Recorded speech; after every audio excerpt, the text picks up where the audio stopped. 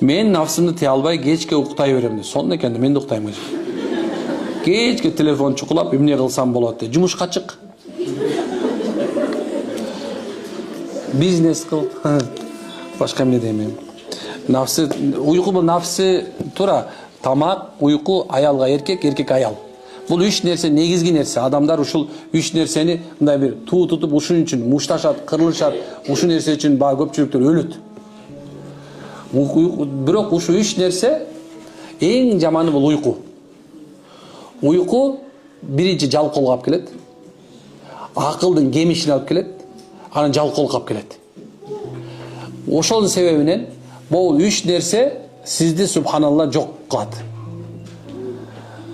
Мына уйку башталышы бул үч оорусу.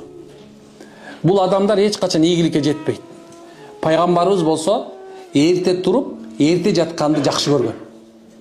Пайгамбарыбыз эрте тургандарга береке бер деп айткан.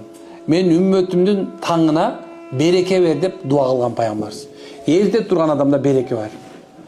Эрте турган адам береке. Анан эрте жатканда береке бар. Ден соолук соо болот, акыл эсинде орду болот. Мына жанагындай бир дофамин, дагы бирдемкеден көптөгөн нерселер адамдын субханалла денесине толуп, эртеңки күнгө күч кубат берет. Ушуну угасыздарбы? Демек, эмнекен ушул нерсенен колдон келсе тыйылыңыздар.